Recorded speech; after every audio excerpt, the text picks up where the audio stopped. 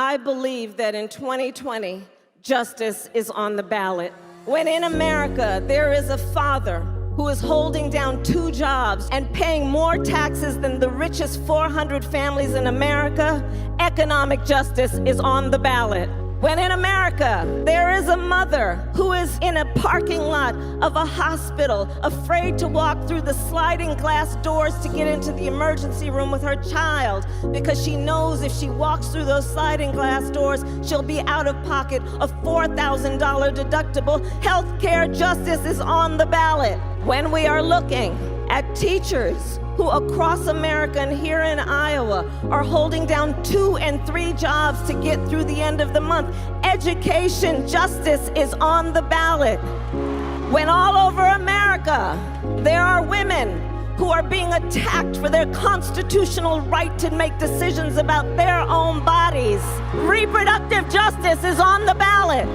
When children in America, regardless of who their parent voted for president, are afraid to go to school because they are afraid there will be a gunman roaming the hallways of their school, justice for children is on the ballot. So it is time that we fight. And this is a fight that is about all of us. She'd work all day, then pour her whole heart into Maya and me when she got home. And then after we were fed and in bed, our mother would sit up trying to figure out how to make it all work. That's something most Americans know all too well. And that's what my 3 a.m. agenda is all about. A real plan to help you solve those worries. The biggest middle-class tax cut in a generation. Another $500 in your pocket every month. Paid for by repealing Donald Trump's tax breaks for the top 1% and the richest corporations in America. Healthcare for all, with Medicare for all. And for companies that don't pay women the same as men, new fines on their profits until they do. That's what I'm fighting for. Real relief for families like yours. Not in 20 years, not in 30. Starting my first day as president. Because you've waited long enough to get a good night's sleep. I'm Kamala Harris, and I approve this message. My grandparents were phenomenal. We would go back to India like every other year. My grandfather fought for and was a defender of the freedom of India. When I was a young girl, being the eldest grandchild, my grandfather would take me on his morning walk. All of his buddies, who also were great leaders, and they would talk about the importance of fighting for a democracy and the importance of fighting for civil rights, and that people would be treated equally regardless of where they were born or the circumstances of their birth. Get out there and fight for the best of who we are. Those walks along the beach in India really planted something in my mind and created a commitment in me before I even realized it. It has led me to where I am today. Ladies and gentlemen, it is my true, distinct pleasure to introduce the first senator of Indian American heritage in the history of U.S. Senate.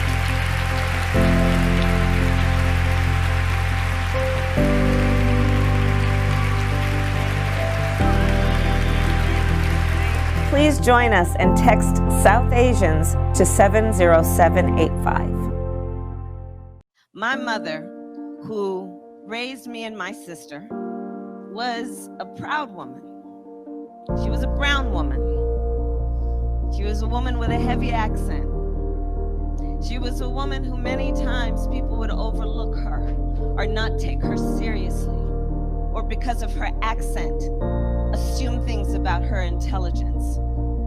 Now, every time my mother proved them wrong. Every time she proved them wrong. And because of who my mother was and what she believed, what she had the ability to dream was possible and then work to make possible. The fact that my mother never asked anyone permission to tell her what was possible is why, within one generation, I stand here as a serious candidate for President of the United States.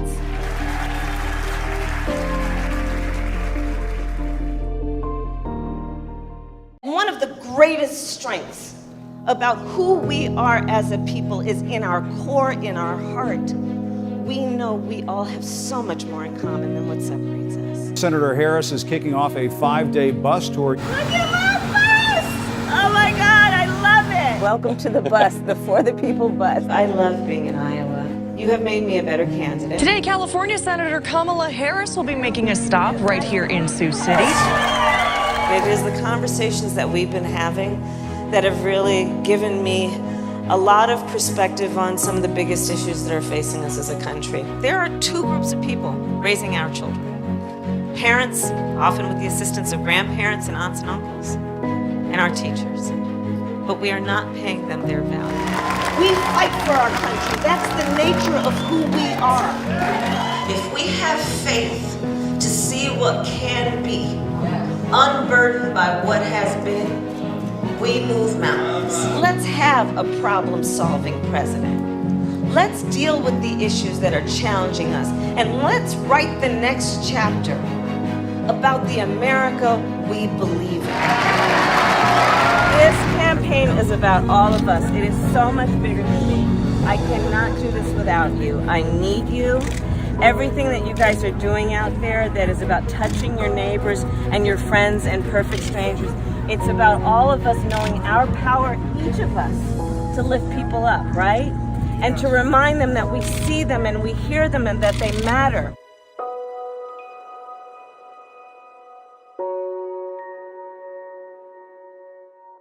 Hi, I'm Deidre, and I'm Senator Harris's Iowa chair, and I am so excited today because she is coming to my house to do one of my favorite things, cook.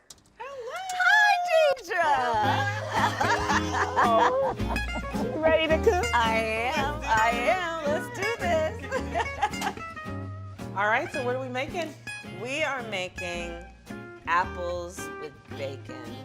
My mother used to make this. Your mama was a wise woman putting bacon in this. Oh my God. Look, bacon is a spice as Yes, far it as I'm is. concerned. Yes, it is. Yes, it is. Okay, so what we're gonna do is we have these beautiful Iowa apples, which are in season right now. Awesome. We've got some Iowa bacon over there.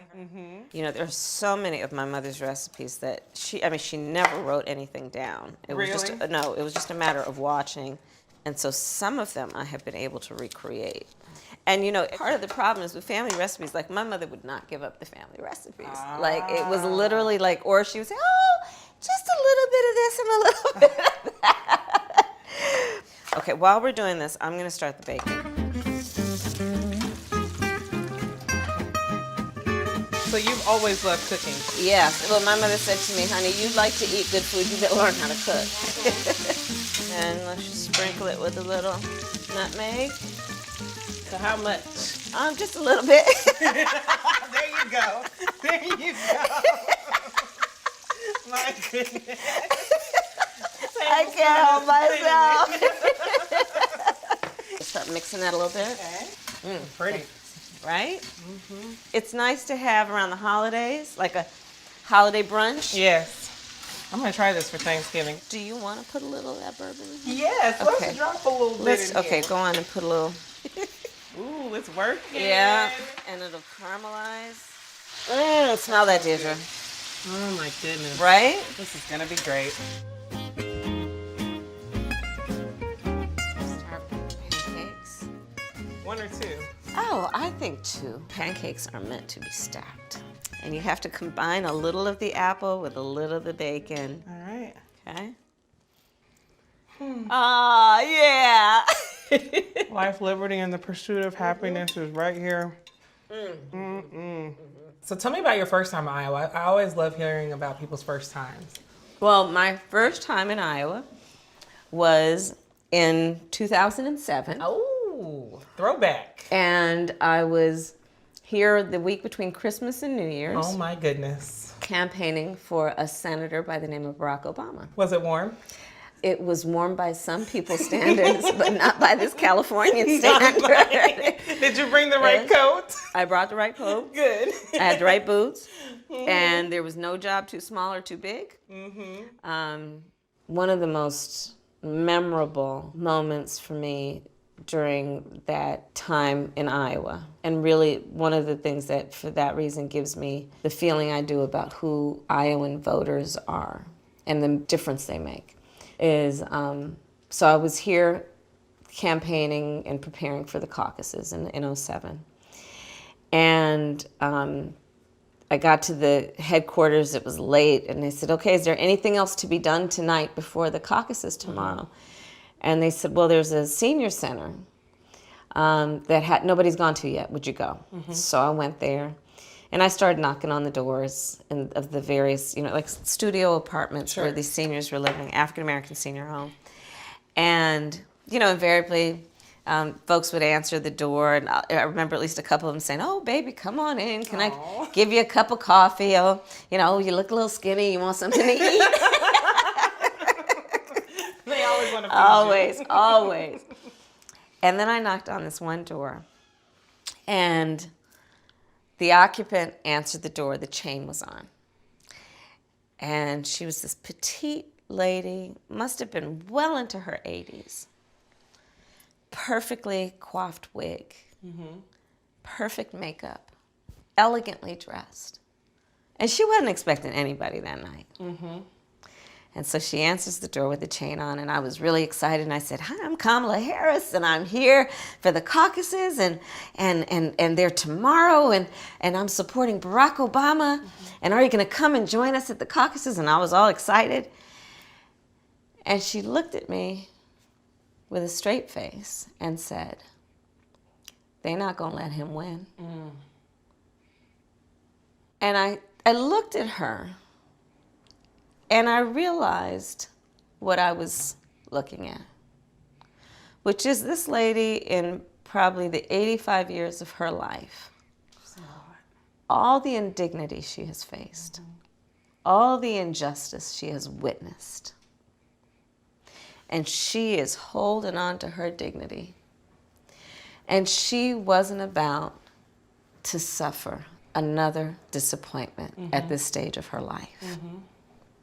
And at that moment, I just decided, I am not leaving here. And I put my purse down, and I just kept talking with her. And she opened the door a little bit more. She never took that chain off the door. She didn't offer you anything to eat. She never took that chain off the door. And Deirdre, the next night at the caucuses, guess who was there? I hope she was. In the corner, all by herself, with her perfect kind of like fox stole. And she was there, and Barack won. That's awesome. And what that says to me is it really is about the fact that when we believe that it's possible, even when it's against the odds, or when other people say, maybe it's not, they're not ready, or they won't do it. If we do it, we can actually make it happen. Look, I'm really clear about what is required to break barriers. I have had to break barriers my entire career.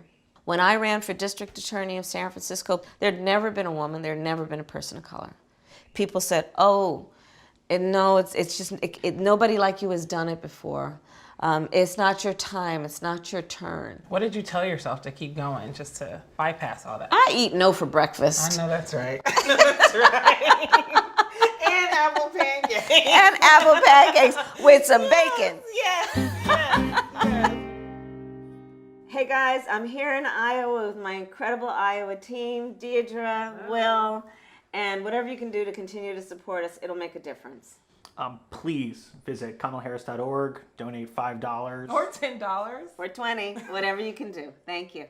And then you talked about the tangible. You said that in the sermon. I was listening. Yeah. It was right on time. It was meant to be. Yeah. That's what we got to talk about. You know, that's And then you got right. the same time to give encouragement to people. This is the time for the church and the world. Because these truly are moments that are testimony. You are speaking truth from the pulpit to address what people know. They're hearing it.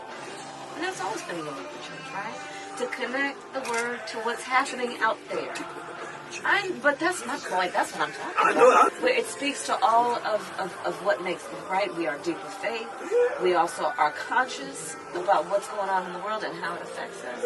And we need to be able to reconcile all those things, right? And it's in the church, in the black church, where we find that. Right, man? Yes? Yes. He said, Wow, what a nice blazer. Thank you for being here. You ready for this? How do you? Oh, no small talk. Let's get into it. I've heard about the families that in Mexico that they get separated at the border. If you were to be president, what would you do about that? I would stop it, because as far as I'm concerned, you should never separate children from their parents. So I want to be the president of the United States, just like you. Yes, good. Now, why do you want to be president? Because I'm looking up to you, and I've always looked up to President Barack Obama, and I've always wanted to say that I'll be the second or third African-American president, and I've always put that dream in me. And so it shall be. How will you keep bad guys from having guns? We can't let people have guns who are not responsible. What do you think the rules should be? You should run a test to see if they're going to be responsible with the guns or not.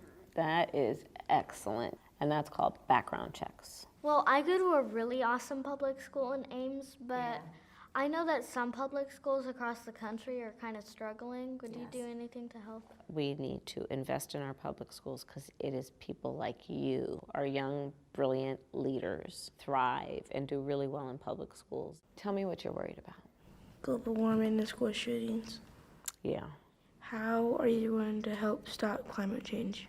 By 2035, we'll have electric school buses. By 2045, we'll have a clean economy. Here's the motivation. You. You motivate me. What's your plan to make America nice again? As president, that I actually am going to always reward people for being nice, not being mean. I think we are so much stronger when we are unified. And so I plan on unifying our country around the things we have in common, that no matter what our race, no matter what our gender, that we all have so much in common. There's a lot of great teachers. How would you try to get them paid more? You just asked a question that teachers around the country are asking. A federal investment in closing the teacher pay gap is it'll be the first time in our nation's history they're not paid as much as they're worth. I want to have a nurse in every public school. I want to have a social worker in every public school. I have a plan to also pay teachers more. Like, I don't like mean people. I don't like Donald Trump. Yeah, me either. You know why I feel like that? I think that the people who are the strongest people are like, if they see somebody fall, they go to help pick them up. Like, that's a sign of strength. It's actually stronger to be kind than it is to be mean. And that's a winning argument every time. Why do you think we should have background checks? Because if you don't know how they're going to react with guns, maybe they'll kill somebody. I'm going to pass what you said on to a lot of adults, and I'm going to ask them to listen to you and what you just said, because you are so right, and you are such a great leader for saying that. We're about to bake my grandma's famous monster cookies.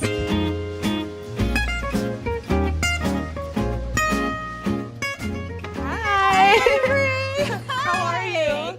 I'm so excited about our afternoon. I'm excited too. And these are for you. I am 17 years old and a senior in high school. I am a Kamala captain and the high school organizing lead here in Dubuque. This election will be the first one I'm able to participate in, and I cannot wait to caucus for Kamala Harris.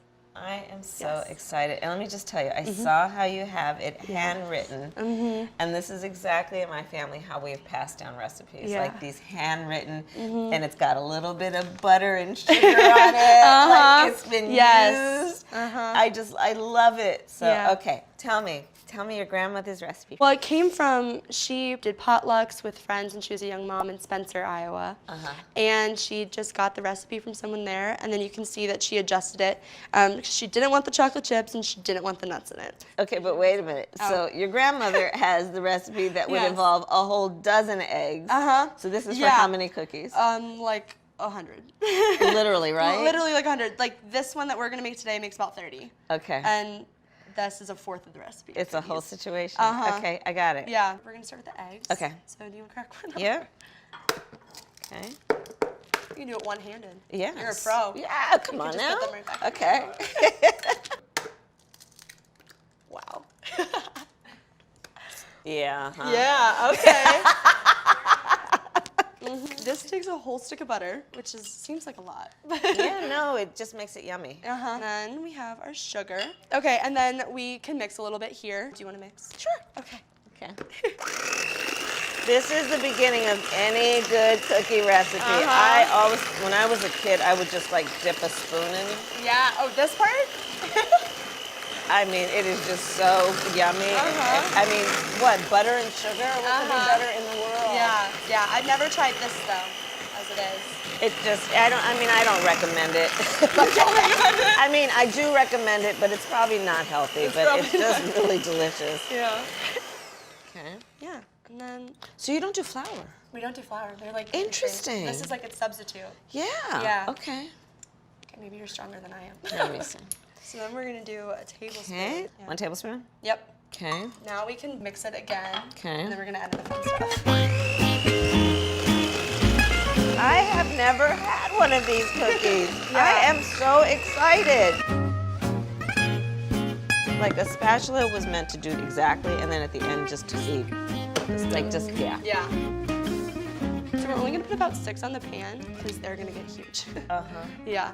Tell me about how you became so interested and active. I just, living in Iowa, getting to see so many candidates come and speak. Yeah. I really took the opportunity to go listen. Yeah. And I was just totally inspired. And really, I think it goes back to you during the Kavanaugh hearings. Was so inspiring. Not just that, how you questioned him, but also how you applauded her for her courage. It just meant so much to me to be able to see you lead like that. What was that like? You know, it was, I mean, I have to tell you, it was very frustrating. Yeah. From beginning to end, because, you know, I mean, everything from not having a real process, there should have been a real FBI investigation, a robust investigation. So that was frustrating that there wasn't a real investigation. You know, I mean, I specialized for so much of my career on crimes against women and children. Right.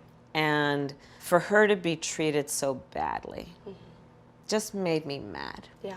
Because, you know, she was living a very good private life.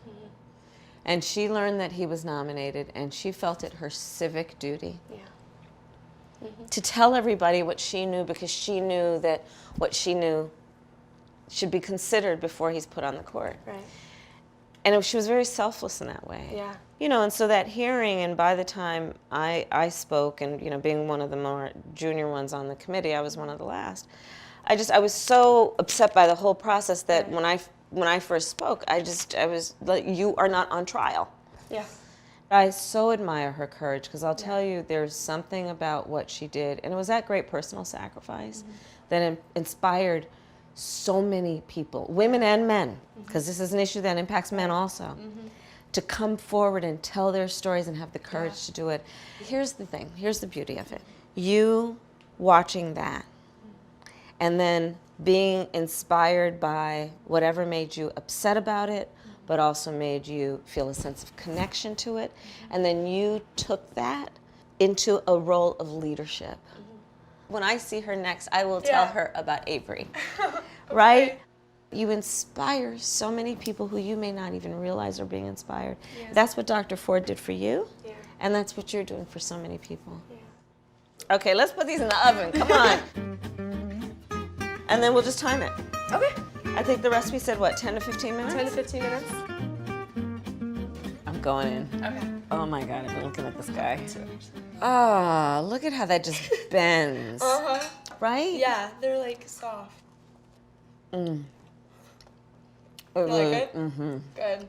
Mm. Good first monster cookie. Oh yeah. It's just a peanut butter oatmeal chocolate chip cookie in one. I now realize what this is. Like the best things all together. Thank you for coming. I'm so happy to spend time with you. Yeah, I'm happy to spend time with you. You're amazing. We're amazing. Are you kidding me? We're amazing.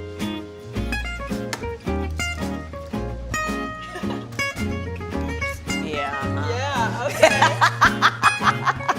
But you can or cannot be. This girl who I stood in line with to get on a bus to ride up to the Berkeley Hills in our little neighborhood is running for president.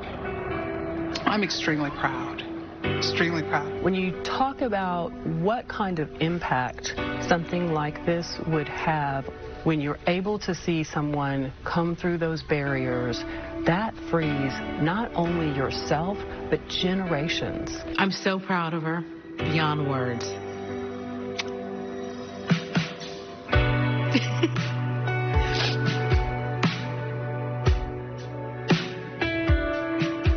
She has never lost an election.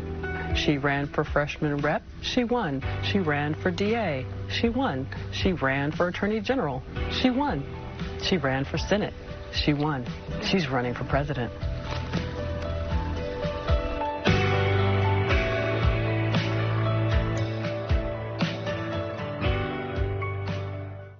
I met Kamala 4 years before she became the district attorney of San Francisco. She asked me to come work with her, understanding that the criminal justice system, in her own words, was broken to its core, and she wanted advocates to come in and help her reshape an institution that had been around literally since the end of the Civil War and that had never prioritized healing, that had never prioritized reentry. She said, Latifah, we could be outside with a bullhorn every single day demanding that this system change, or we can step inside of these doors and get this thing right.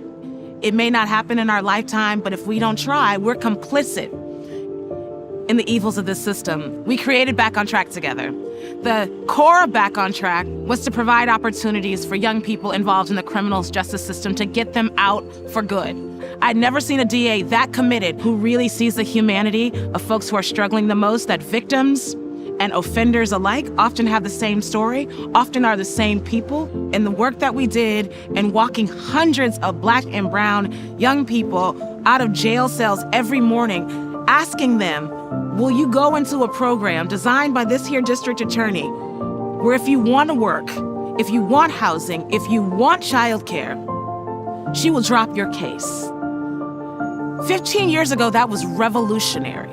And she has set the stage for progressive prosecutors all over the country to think differently about safety and what smart justice can really look like. I mean, I want that person to be my president.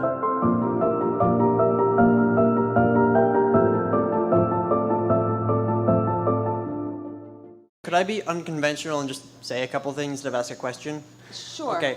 Sorry. It's a town hall. So I guess the first two brief things are probably unpopular, but the third one is the important one.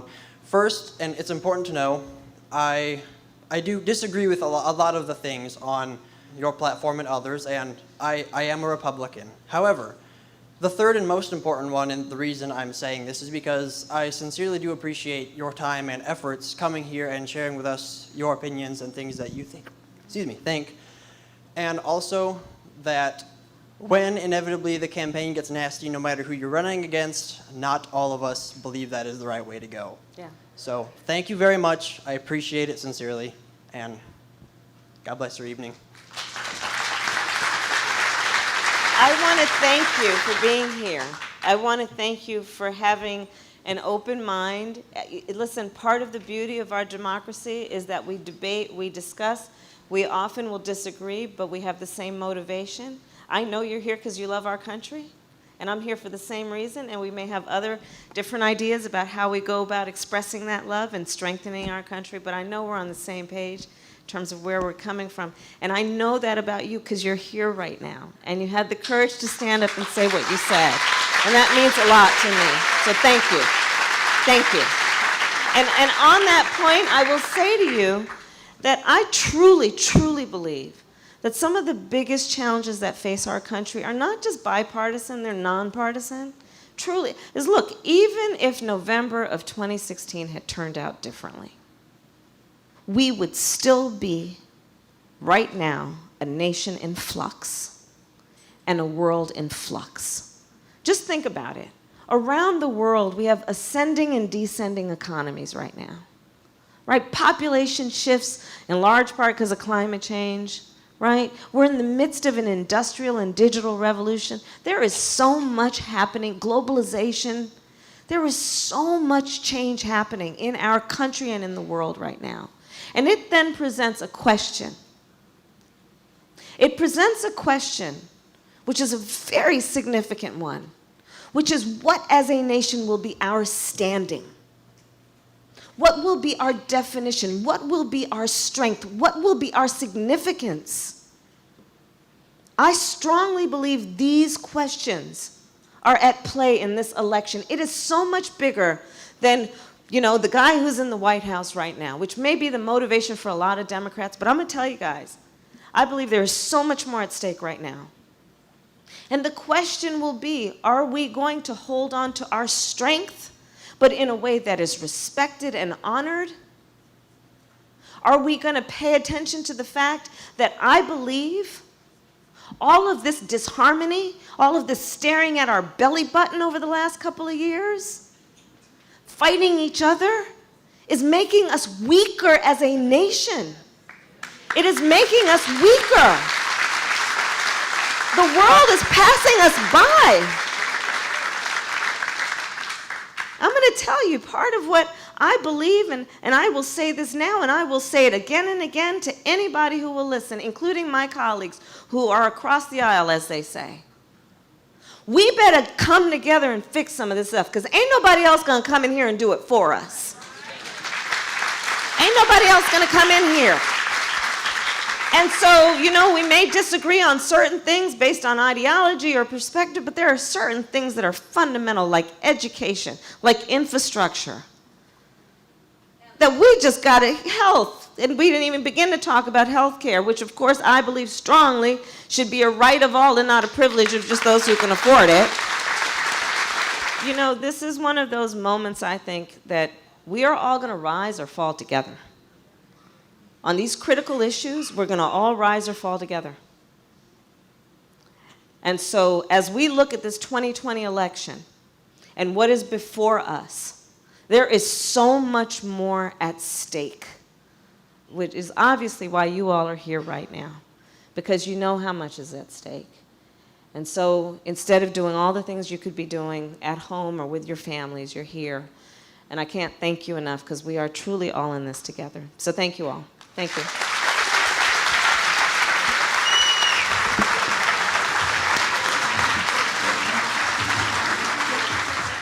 Hi, I'm Naira, and this is my mom. Sarah, Raytonville, we're from San Diego. Kamala is a great person. She helps our community, and she's a great person. Yes, and Mommy's very proud of Kamala for all of her success and for what she's doing for our state. We have an advocate for us, for the things that we're worried about and concerned about. Education and justice reform, right? Awesome sauce.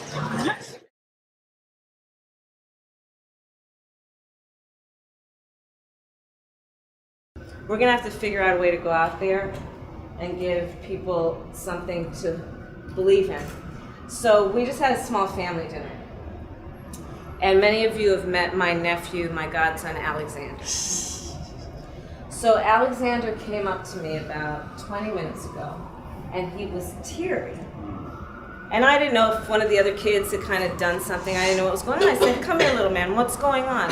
And he looked up at me. I swear to God, he looked up at me and he said, "I don't want Trump to win." Did he win? And he's crying.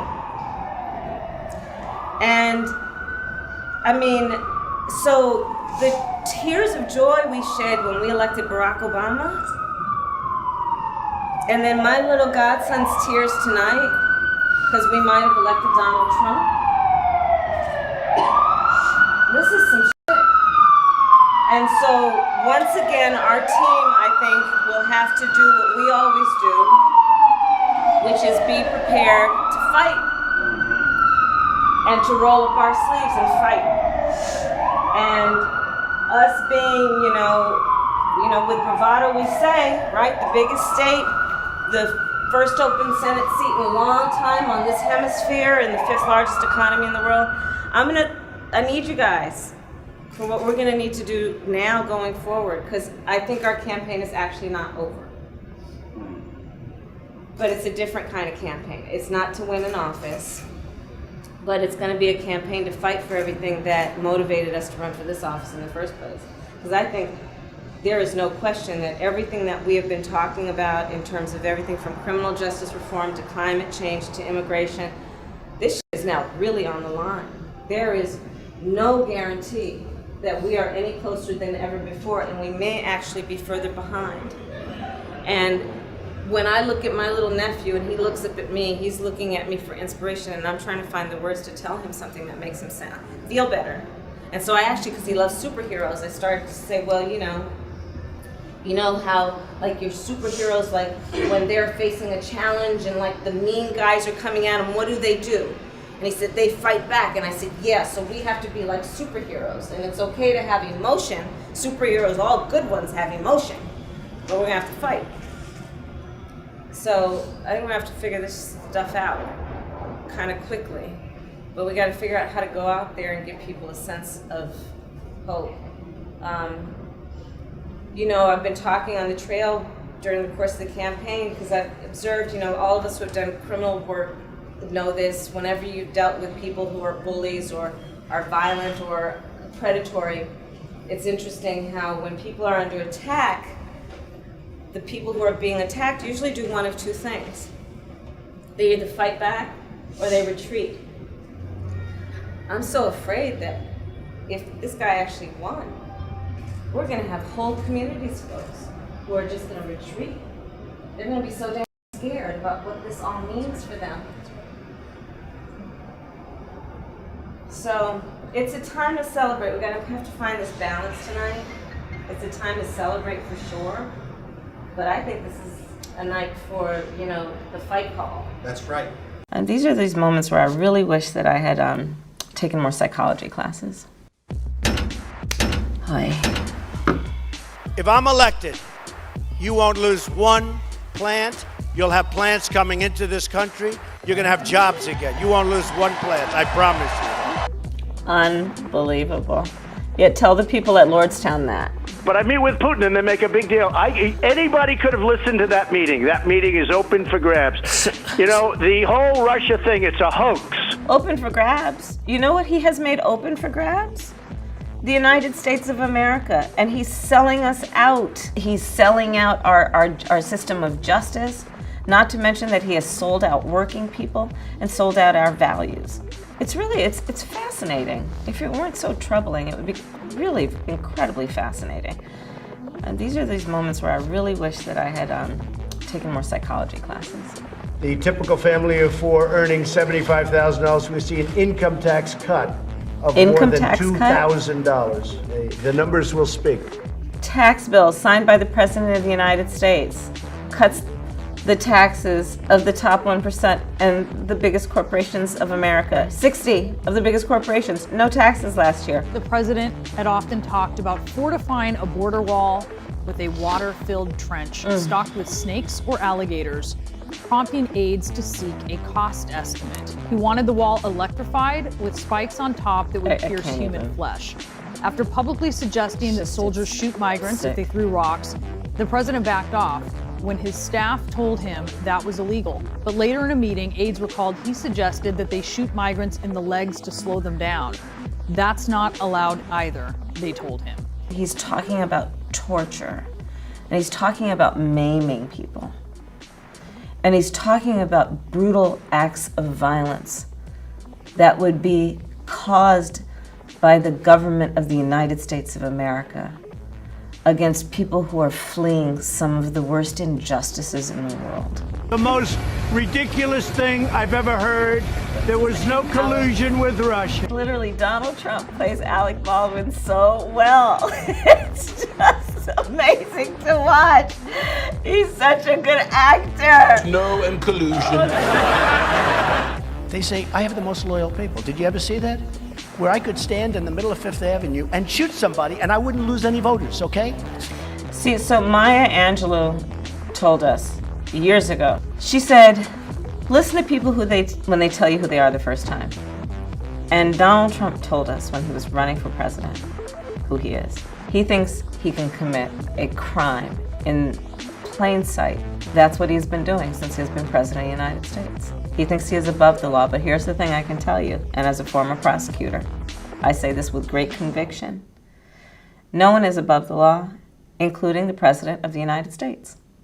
You want to raise teachers' pay across the country. That's right. By $13,500 a year, which is a significant pay increase. Yep. The estimate is the price tag, $315 billion over the next 10 years. Right. So where's the money going to come from? It's simple. We need to basically extend the number of people who need to pay estate tax. Right now, the rule is that only people with an estate of in excess of $11 million pay estate tax. Well, multimillionaires can afford to pay more in terms of the estate tax, and so that's where it's going to come from. But I will also urge us, Wolf, on this issue in particular, to ask another question, and which is probably the first question that should be asked. What will be the return on the investment for doing this? And I will tell you, as we all know, the investment will be profound. Investing in the education of our children is one of the smartest investments we can make. And I am meeting teachers around our country who are working 2, sometimes 3 jobs. I am meeting teachers who, over 90% of them, are coming out of their own pocket to pay for school supplies. We are not paying our teachers their value. There are 2 groups of people who are raising our children. Parents, and it's grandparents and aunties and uncles, and it's our teachers. And we've got to recognize the benefit that we receive from their work, which is the work of really caring about children and caring about the future of our country. When we are critical of what's not working in our country, some people would suggest that invites a question about one's love of country. I reject that notion. I say there are 2 definitions of what it means to be a patriot. There is the definition that suggests you defend your country whatever it does. And then there is the kind of patriot I know us all to be. The kind that will fight each and every day for the ideals of our country. And that's what this election season is about.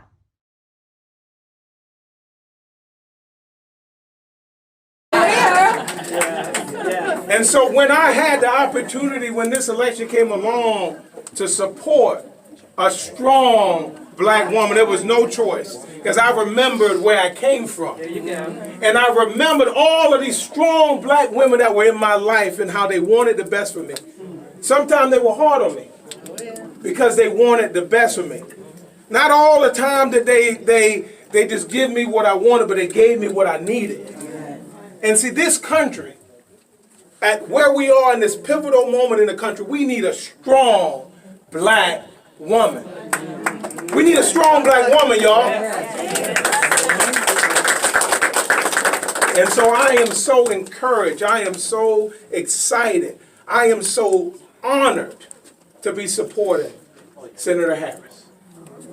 I am so honored and We know that black women in America are 3 to 4 times more likely to die in relation to pregnancy and childbirth than anyone else. And it is completely avoidable. We have to avoid it by recognizing what causes these outcomes. And when you look at it, you realize that it's not a function of this woman's educational level. It's not a function of this woman's socioeconomic level. When you look at the issue, and you don't have to scratch the surface deep enough to figure out really quickly, it is literally because of her race and because of the implicit bias that is in the medical health professions that results in that woman not being taken seriously. When she walks into the clinic, when she walks into the hospital, when she walks into the doctor's office, and she explains what's hurting her, what is ailing her, when she complains about the things that are giving her pain, she is not taken as seriously. Recognizing this is about implicit bias, I decided to do something about it.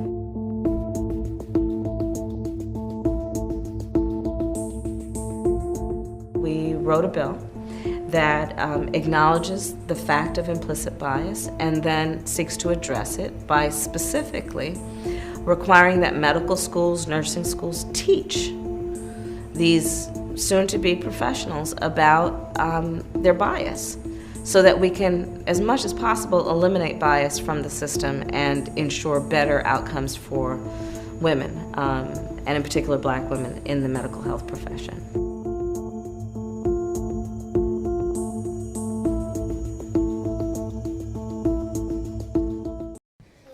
Auntie, I got you a gift. Impeachments.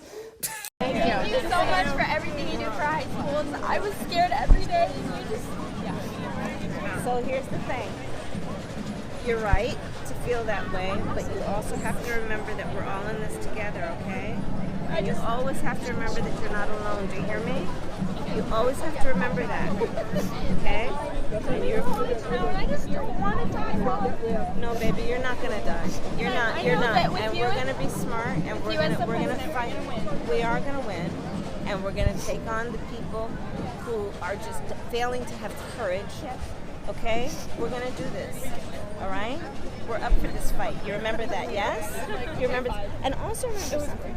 It's a sign of strength. No, wait, listen to me. It's a sign of strength to have emotion. So never apologize for having emotions either. You understand me? We're getting a directive from our director that we cannot do anything until we hear from the state. We haven't heard from the state. Who do we need to call to make that happen? They're going to have to call the state because they're going to have to issue something from the court. Can we have you guys step aside and let us handle the customers until you get... Yeah. Okay. Do you want me to call them? Yeah. Hi, I've got the Attorney General on the phone right here. Is there someone who can speak with her? Okay. Are you the director? I am. Hi, I'm Elizabeth Real with the AFER. These are our plaintiffs. Hi. Nice to meet you. Thank you so much. I have the Attorney General on the phone right here. You can take a call from her. Sure. Okay, Felix, here we go. I'm hitting the phone. Hi, this is Dean. You must start the marriages immediately. All right, I will take that as our notice and license them. Okay, that's wonderful. Thank you. Have a good day and enjoy it. It's going to be fun. I'm looking forward to it. That was the clerk of Los Angeles, and I just told them that they have to start marriages right away. These are not ordinary times, and this will not be an ordinary election. It's been a dark 2 years, so we're really excited to be hopeful again. Let's remember, we have the power of the people. We can heal our nation. We can give our children the future they deserve. We can reclaim the American dream for every single person in our country. So, let's do this.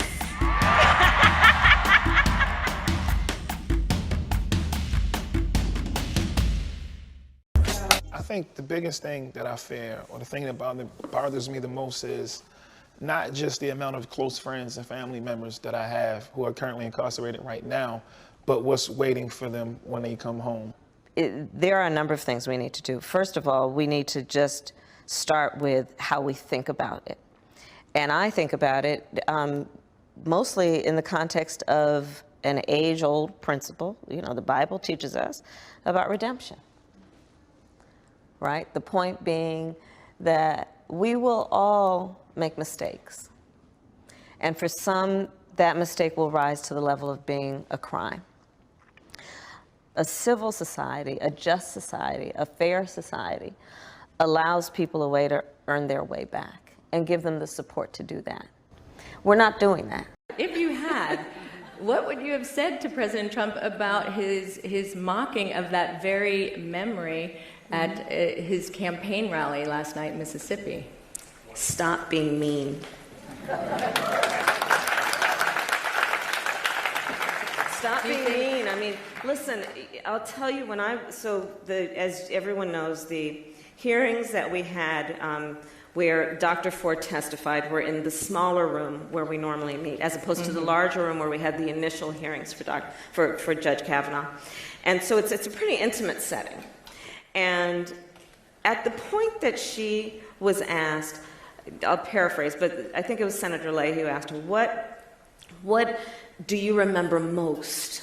You know, what did you carry with you most? And she talked, it was a very poignant, moving moment. She said, I remember their laughter. Yeah. I remember they were laughing at my experience, laughing at my extent. And she went on to say, I remember that he was on top of me. And I was underneath him, and they were laughing at me. With each other. With each other. And so now we have, last night, the President of the United States at a rally urging a crowd to laugh at her. Yeah. I can't think of anything more. Inappropriate is not. Is not descriptive enough. It's mean.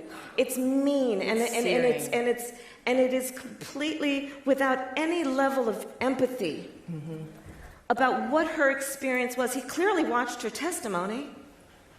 So what was the purpose of saying that and doing that? Did it need to be done? Of course not. But beyond that it didn't need to be done, doing it was for what purpose? I can't understand it, and I'm embarrassed that the President of the United States would do that to this woman. Fearless. That's what Elizabeth Warren said about Kamala Harris taking on the powerful on behalf of the people of California. Harris prosecuted violent predators and transnational gangs exploiting women and children, took on big oil companies violating our hazardous waste laws, and Kamala Harris sued the big banks and won $20 billion for California homeowners. Kamala Harris was fearless. Kamala Harris for Senate. Fearless for the people of California. I'm Kamala Harris, and I approve this message. I had the photograph of you Shirley Chisholm. and Congresswoman Shirley Chisholm, the first African-American woman to run for president of the United States. And you stand on her shoulders. Without any doubt. I mean, and think about Shirley Chisholm, right? I mean, unbossed, unbought. She took that microphone. She walked up to that microphone and she was like, I own that microphone. I'm going to walk up to that microphone and I'm going to speak. And when she did it, the fact that she did it, it's extraordinary. And I am inspired by her every day. I've known Kamala Harris for many years. Our work on ending violence against women and children and her work as district attorney in San Francisco became completely aligned. I remember being so struck by having a district attorney who cared both about justice, about safety and accountability, but figuring out how to stop that crime from happening again. So let me give you a couple of examples. She understood that when kids grow up in homes that are riddled with violence, they see it, they learn it. And what we know is if you learn it, you can unlearn it. So she created programs like Back on Track and other programs that really changed the course of kids' lives. I think it's just so important to know is she's passionate about solving problems. I need to know the best practice in the country, and I want to do it. Or if it doesn't exist, I want to create it. And how do I create a different kind of paradigm for people in San Francisco, the state of California, and in the nation? She's always looked at it that way.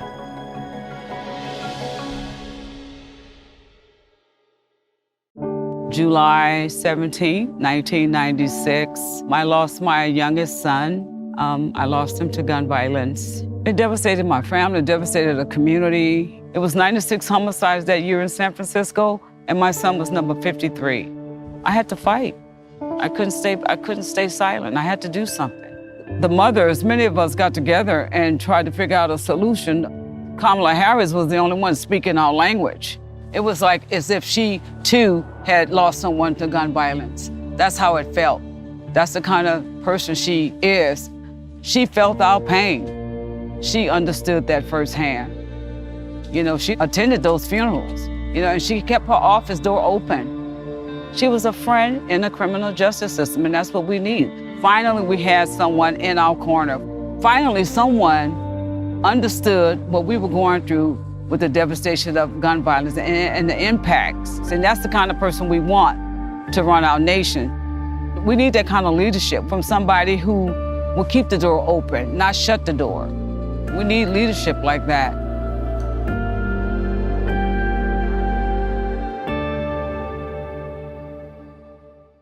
The reality is that on this issue of gun safety, we're not sitting around waiting for a tragedy to occur in order to do the right thing, because we've seen the worst tragedies you can imagine. So it can't be that we're waiting for a tragedy to occur. We have seen babies killed. We have seen worshipers in a church during Bible studies slaughtered. It can't be that we're sitting around waiting for good ideas. Those good ideas have been had. Universal background checks. That makes sense. Somebody's committed a violent crime or they've been shown by a court to be a threat to themselves or others. You might want to know that before you let them buy a gun. Background checks. America has been offered a false choice on this subject. The choice being either you support the Second Amendment or you want to take everyone's guns away. I support the Second Amendment. And I also support the need for universal background checks. I also support the need for an assault weapons ban. I also support the need for smart gun safety laws so that we can live in a society where our babies can go to school every day not worried if they're going to be the victim of the next mass shooting. I was born in Oakland. My parents met as students at the University of California, where they were active in the civil rights movement. My mother was one of the greatest sources of inspiration in my life. She was a scientist and an activist. I was taught that I had a responsibility to be a part of the fight for justice. And that's what I've done my whole life. Whether fighting for a real tax cut for the middle class and Medicare for all, Everyone, all, should receive the health care they need regardless of where they live, their income, or their zip code. taking on the Wall Street banks for middle-class homeowners, or fighting to fix our broken criminal justice system. 9 out of 10 people who are sitting in jail awaiting trial are sitting there because they can't afford to write the check to get out, and that's just not right. Holding polluters accountable. Defending the right to marry the person you love. I declare you spouses for life. Defending the rights of immigrants and dreamers. Government should be in the business of keeping families together, not tearing them apart. Or prosecuting transnational gangs that exploit women and children. It's always been on behalf of the people. We have so much more in common than what separates us. So together, let's build a future in which everyone can see themselves. An America where leaders lead with decency, with leaders who seek truth and speak truth, and always fight on the side of the people. That's my promise, and that's America's promise. We are all in this together, so let's do this together.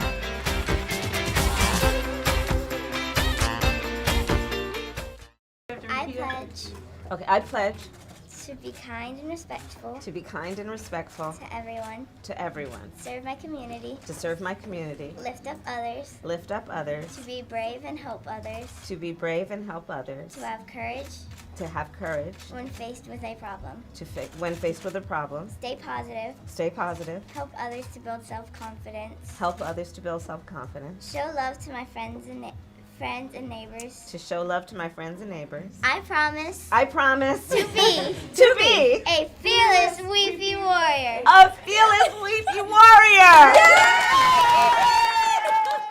You belong, and we are all in this together. I came all the way from California to see Kamala Harris. She talked about not being rude to other people. The greatest power and strength you can ever show, express, or display is to lift people up. We deserve to all be treated the same way. Struggles in school with other children making fun of her. They pick on her because of her hair being different. Kamala was telling her not to let anybody push her down. Don't you ever let anyone tell you who you are. You tell them who you are. She's really tough, but she does give good hugs. Having a role model like Senator Harris is huge for Nora. I went to an event and Kamala Harris was there, and I decided to ask her for some tips on running for Vice President of Student Council. Senator Harris spent all the time in the world with her. I used that advice in my council run. I lost. And then I wrote a letter to her. In my letter, I wrote, I may have lost my student council run for vice president, but I know someone who could win a much bigger office. That person is you, Kamala Harris, and the office is the presidency. So this is from a reading mini project we had, and I did mine about Kamala Harris. I think a woman should be president because it would tell the sexists, hey, guess what? We can do this too. Just having that to look up to is empowering, not only for her, but for lots of young women. She's inspired me that I can do anything I set my mind to as long as I have what I need to do that. Look at this one, right? Talk about hope, huh? Talk about hope. Ryan anonymously paid for the outstanding debts. I don't want them to be worried about paying lunch debts. I want them to worry about just being a kid. You figured out the power that one individual can have at whatever age to lift other people up, and that's really, really important. Thank you. I think you should run for president one day, because that's the kind of president we want, somebody who's in the business of lifting other people up.